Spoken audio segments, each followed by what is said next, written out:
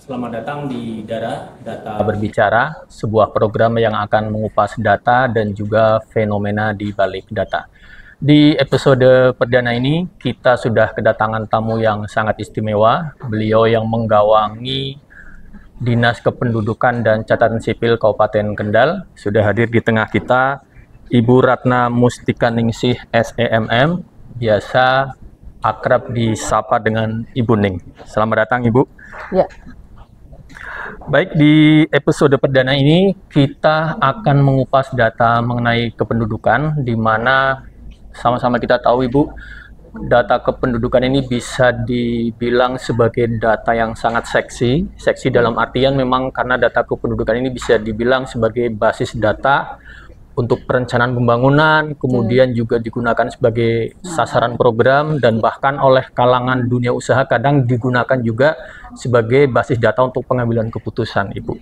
Baik, sebelum masuk lebih jauh, barangkali Bu, ini barangkali sahabat data kita, ini ingin tahu dulu ini Bu, barangkali konsep penduduk yang selama ini digunakan oleh Dinas Kependudukan dan Catatan Sipil ini seperti apa, Bu?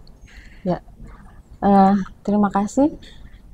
Yang pertama kami sampaikan dulu selamat kepada sahabat data. Sahabat data, kami dari Dispenduk Capil Kabupaten Kendal diberi kesempatan untuk dialog seperti ini. Terkait dengan pertanyaan tadi, kependudukan ini memang wilayah tusi kami, bagaimana kami menggawangi jumlah penduduk.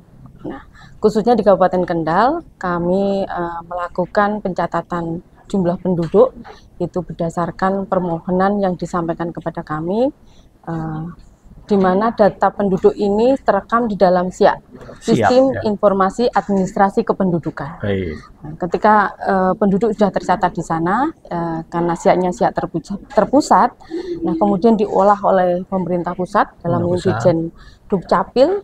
Kemudian kami mendapat balikannya, diolah, ya mendapat feedbacknya.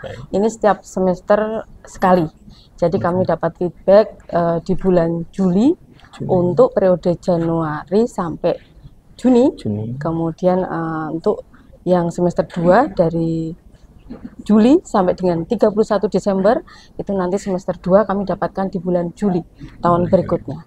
Itu jumlah penduduk yang akan menjadi balikan dari data yang sudah kita kirim ke pusat sesuai dengan permohonan yang ada di tempat kami. Oke, baik Ibu. Kemudian kami dari Badan Pusat Statistik ini kan per 28 Februari lalu kita sudah merilis publikasi yang selalu jadi idola kami, Bu. Itu ada namanya publikasi Kabupaten Kendal dalam Angka, di mana salah satunya adalah data kependudukan. Nah, dari publikasi tersebut di sana ditampilkan data penduduk menurut kelompok umur. Jadi ada usia 5 sampai 6, kemudian 7 sampai 12 dan 13 sampai 15. Ini mekanisme pencatatan atau pelaporannya seperti apa, Bu, dari pihak penyedia data ke Dinas Capil ini, Bu? Ya, jadi data balikan yang tadi kami sampaikan, data yang sudah diolah dari pusat, data konsolidasi bersih yang diberikan kepada kami, itu adalah data yang bisa dari berbagai jenis. Jadi usia tunggal maupun kelompok itu sudah ada di sana semuanya. Nah, jadi kami basis datanya adalah setelah data konsolidasi bersih yang diberikan kepada kami. Itulah basis data kami yang kemudian bisa dipublis oleh BPS maupun dipublis oleh kami sendiri. Jadi semuanya sudah dikonsolidasikan dan dibersihkan oleh pemerintah pusat. Ya, berdasarkan kelompok umur maupun kelompok umur tunggal. Itu bisa ya. Di sana ada semua. Ada semua. Oke. Baik, Ibu. Kemudian begini, Bu, di publikasi kami di Kendal dalam Angka juga di dalamnya data dari Dukcapil itu ada data penduduk datang, kemudian penduduk pergi, ada lahir, kemudian ada mati. Nah, khusus untuk data mutasi yang pergi dan datang itu konsep penghitungannya atau pelaporannya seperti apa, Bu? Mohon maaf, misal ada ini orang Kendal, sudah jadi penduduk Kendal, kemudian pindah ke luar wilayah Kendal, harus melapor sehingga tercatat atau seperti apa gitu Bu Ya. pencatatannya? Ini terkait dengan pindah datang, ini juga mempengaruhi jumlah penduduk. Jadi misalnya ada penduduk Kendal pindah ke luar Kendal, itu berarti kan mengurangi. Atau ada yang luar Kendal masuk ke Kabupaten Kendal, berarti itu menambah. Nah, secara de facto, ketika penduduk itu ber-KTP Kendal, berarti di Siak itu tercatat sebagai penduduk Kendal, dimanapun dia berada. Mungkin dia KTP-nya Kendal tapi posisi tidak di Kendal, secara de facto-nya dia di Jakarta misalnya, itu masih merupakan penduduk Kendal. Nah, kemudian juga ada penduduk yang KTP-nya luar Kendal tapi berada di Kendal, yaitu berarti penduduk dengan bukan penduduk Kendal karena KTP-nya KTP asal. Nah, jadi mestinya ketika ada perpindahan ini penduduk ini melaporkan kepada kami untuk kita proses apakah memang dia akan pindah secara permanen di Kendal, atau mungkin penduduk Kendal secara permanen pindah di kota lain, atau bahkan mungkin antar kecamatan atau antar desa itu harus dilaporkan juga. Ya, karena itu mempengaruhi jumlah penduduk di desa setempat, di kecamatan setempat, di kabupaten setempat, kan seperti itu. Nah, ini kami butuh sekali masyarakat itu juga memahami proses ini, sehingga data base kita adalah data yang secara de facto dan di juru itu memang faktanya begitu, memang penduduknya ada di sini gitu. Ini yang kadang-kadang perlu kita edukasi kepada masyarakat bahwa dimanapun mereka berada, tolong identitasnya disesuaikan. Ya, kalaupun memang tidak pengen pindah, istilahnya misalnya penduduk luar daerah datang ke Kendal, tapi di sini cuma sementara aja, tidak apa-apa juga, itu harus dilaporkan juga. Namanya non permanen. Iya. Ini juga banyak juga. Jadi orang di luar Kendal yang stay di Kendal tapi KTP-nya bukan Kendal. Ini sedang kami lakukan pendataan. Ya, jadi ini penduduk non permanen. Ini juga di Dukcapil ini dikenal juga. Ya, artinya mereka yang faktanya ada di Kendal tapi bukan penduduk Kendal karena tidak ber-KTP Kendal. Artinya kami mengharapkan masyarakat ini dimanapun mau pindah, mau datang, itu kami yang menggawangi. Datanglah ke Dukcapil untuk kami berikan. Kalau misalnya memang tidak mau stay selamanya, itu nanti kategori non permanen. Ya, tetapi kan ada surat keterangannya. Kemudian juga kalau misalnya mau permanen, ya nanti kami ada prosesnya lagi. Bagaimana ada proses pindah dari kabupaten satu ke kabupaten yang lainnya. Ya, jadi betul-betul data kependudukan kita menjadi data yang valid, harapannya begitu. Ya. Baik, jadi kalau bisa saya tangkap berarti mekanismenya adalah berdasarkan laporan Betul. dari yang bersangkutan, apakah pindah keluar atau masuk ke Kabupaten Kendal. Kan kita nggak tahu ada orang datang kalau tidak melaporkan kan. Betul. Nah, itu makanya jadi kami sangat mengharapkan masyarakatnya juga teredukasi masalah ini. Kesadaran ya, Bu. Ya, berarti kesadaran dari yang bersangkutan bahwa baik orang Kendal mau pindah keluar Kendal atau dari luar Kendal mau masuk Bukan Kabupaten kita Kendal. menghambat loh ya. Iya betul, Bu. Berarti harus melapor datanya, betul. Iya, biar sama-sama data kependudukan. Mewujudkan data kependudukan yang lebih valid, Bu ya. Betul. Baik. Kemudian begini, Bu, BPS setiap tahun itu rutin menerbitkan publikasi namanya kecamatan dalam angka, Bu. Jadi ada 20 kecamatan, setiap kecamatan kita terbitkan publikasinya. Di dalamnya adalah salah satunya data penduduk yang ada di kecamatan tersebut. Itu terinci per desa, kemudian ada per jenis kelamin, ada juga per kelompok umur ini, Bu. Nah, itu metode pencatatannya seperti apa, Bu? Apakah dari pihak desa melakukan pencatatan kemudian dikumpulkan kolektif menjadi data kecamatan atau seperti apa, Bu? Iya. Jadi pelayanan kami ada di UPTD, ada di Weleri, kemudian Sukoharjo, kemudian Boja, kemudian UPTD Kaliwungu, termasuk di Kendal. Ex-Kawadanan berarti, Bu ya? Ya, ex-Kawadanan. Nah, mereka atau masyarakat ataupun penduduk yang melakukan permohonan di tempat kami, ada lahir, meninggal, pindah, datang, semuanya kan akan mempengaruhi data kependudukan di satu wilayah. Nah, itulah data yang kemudian data itu terkirim di SIAK tadi, di Sistem Informasi Administrasi Kependudukan di pusat. Karena sekarang SIAK-nya terpusat, jadi kami nggak punya data. Begitu entry data itu masuk ke SIAK, yang itu SIAK itu ada di pusat. Di pusat, sekali lagi kemudian diolah, ada yang berdasarkan umur tunggal, umur kelompok, kemudian desa, di situ ada jenis kelamin, laki-laki berapa, perempuan berapa, di desa mana, di kecamatan mana, kemudian juga mungkin status perkawinan dan sebagainya, itu di situ ada semuanya. Iya. Berarti, jadi kalaupun BPS membutuhkan itu kami bisa menyediakan juga. Berarti basisnya adalah dari data siap yang sudah mendapat balikan dari pusat. Iya, karena data itu sudah terpilah, sudah terkategori dari berbagai, itu tadi ada umur, ada jenis pekerjaan, ada status perkawinan dan sebagainya. Baik, kemudian begini Bu, kalau melihat dari nomenklatur nama instansinya kan Dinas Kependudukan dan Pencatatan Sipil ya Bu. Kalau ngelihat nomenklaturnya sepertinya kok ada dua tupoksi besar nih Bu, terkait kependudukan dan juga pencatatan sipilnya. Selama ini data yang muncul di publikasi BPS, entah kabupaten dalam angka ataupun kecamatan dalam angka, adalah data yang mengenai kependudukannya. Barangkali adakah data yang terkait pencatatan sipil barangkali Bu yang bisa muncul di publikasi kami yang sekiranya data tersebut bisa berkesinambungan gitu Bu? Sangat bisa, insya Allah ya. Jadi memang kependudukan dan pencatatan sipil ini untuk kependudukan itu pendaftaran penduduk. Iya, pendaftaran penduduk datang, pindah, itu ada di kependudukan. Kemudian lahir, meninggal, terus pernikahan, perceraian, itu ada di pencatatan sipil. Tetapi pelayanan kami, walaupun dua bidang ini, ada bidang Dafduk, pendaftaran penduduk, dan pencatatan sipil, pelayanan kami ketika masyarakat misalnya butuh akte kelahiran, itu berarti saya di bidang Capil, nggak begitu. Jadi kita sudah all operator.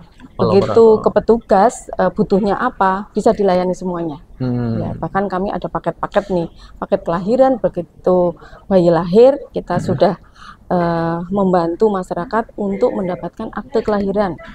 Kemudian kakaknya kan berubah Mas, karena kan tambah anggota nih. Ya, kemudian dia dapat kartu identitas anak KIA. Nah, KIA juga.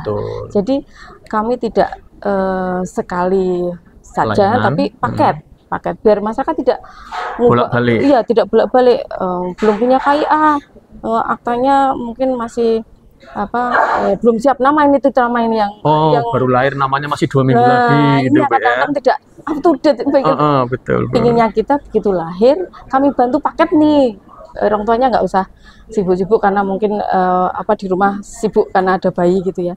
Tapi kita sudah memberikan berupa paket. Hanya kendalanya kadang-kadang kalau orang kita belum siap nama. Kemudian kematian juga begitu meninggal nanti KTP yang ditinggal itu juga berubah, kakaknya juga berubah. Kami pakai paket-paket dalam artian agar sekali lagi mengupdate seluruh produk kami. Dan masyarakat tidak usah bingung ini Capil apa Dafduk ya, nggak usah. Datang ke tempat kami, nanti kami layani. Pokoknya nggak usah bingung, datang, pelayanan siap sedia Bu ya. Apa? Ya tentu terkait dengan pendaftaran penduduk dan pencatatan sipil itu tadi. Betul, baik. Berarti mungkin itu salah satu inovasi dari Capil Kabupaten Kendal barangkali Bu ya, one stop service, cukup satu kali datang, diberikan pelayanan yang satu paket. Kemudian ini Bu, yang lagi rame nih Bu, lagi rame mungkin di kalangan sahabat data kita, di warga masyarakat, ini kan yang lagi rame masalah IKD Bu, identitas kependudukan digital. Ini mungkin banyak yang bertanya-tanya, ini bedanya dengan KTP elektronik apa ini? Padahal kan kita selama ini udah pegang KTP elektronik, sudah berlaku seumur hidup. Nah, IKD ini seperti apa Bu? Ya, sekarang kan eranya digital, Mas. Jadi Dukcapil juga tidak mau ketinggalan juga. Jadi kalau kita melihat industri yang lain, misalnya perbankan, itu kan sudah bermigrasi juga dari buku tabungan, kemudian ke sekarang sudah ATM. Nah sekarang kan sudah maju lagi by M-Banking. Kami juga nggak mau ketinggalan. Bu ya. Kan? Jadi dulu KTP kita masih 5 tahunan ya, sudah bermigrasi ke KTP elektronik yang berlaku seumur hidup. Di situ ada chipnya. Kemudian di era digital ini kita bermigrasi lagi. Identitas kependudukan digital. Identitas kependudukan digital itu adalah KTP kita yang biasanya memenuhi dompet, Mas. Menuhi Nah, dompet. seringkali ketinggalan juga barangkali ya, ketelengsut, hilang dan sebagainya. Betul. Itu disimpan di HP. Di HP. Karena HP itu kayaknya kalau ketinggalan balik lagi nggak, Mas? Resah, Bu. Resah gelisah Galau, ya. Bu, ya, galau. Nah, makanya kegalauan itu kita jawab. Jadi KTP-nya kita simpankan di HP. Nanti kita aktifasikan namanya identitas kependudukan digital. Aplikasinya ada di Play Store.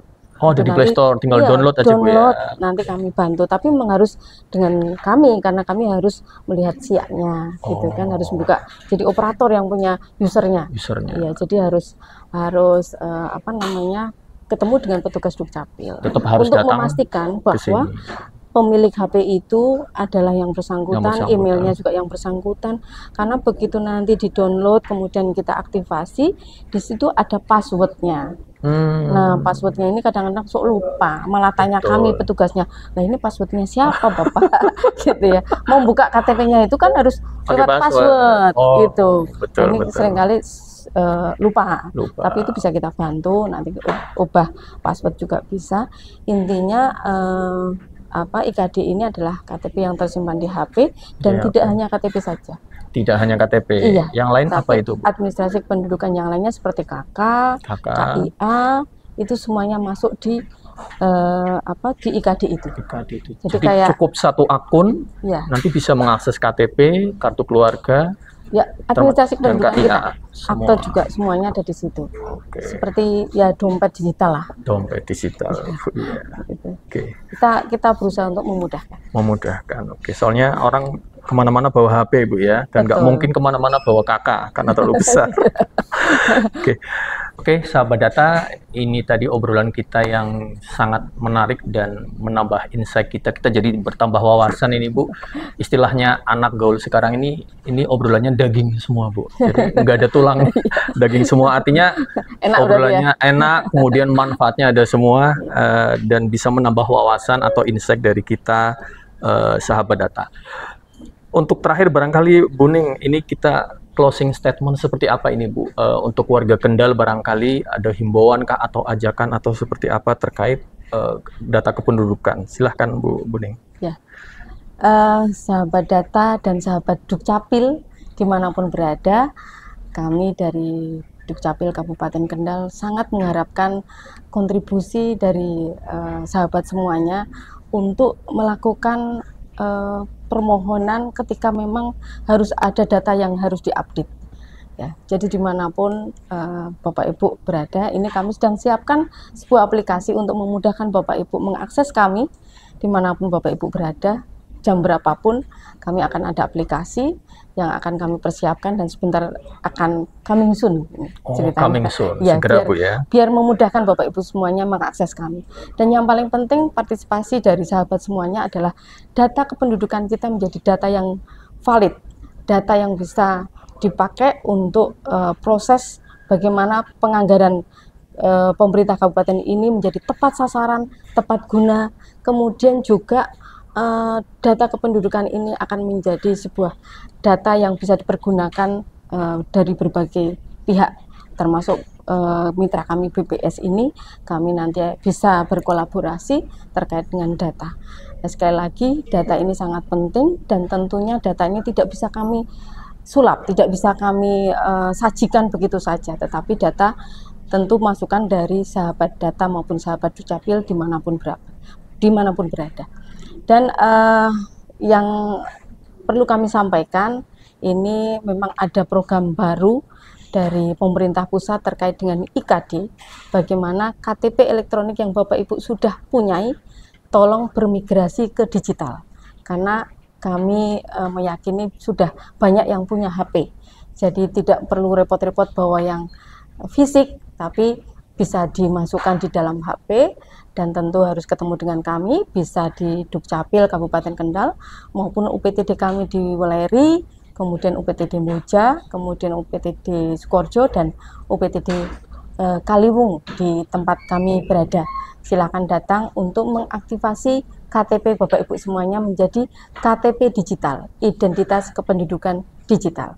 Sekali lagi kami mohon Bapak Ibu juga aktif membantu kami bagaimana mewujudkan program pemerintah ini sukses dan juga mewujudkan data kependudukan yang valid.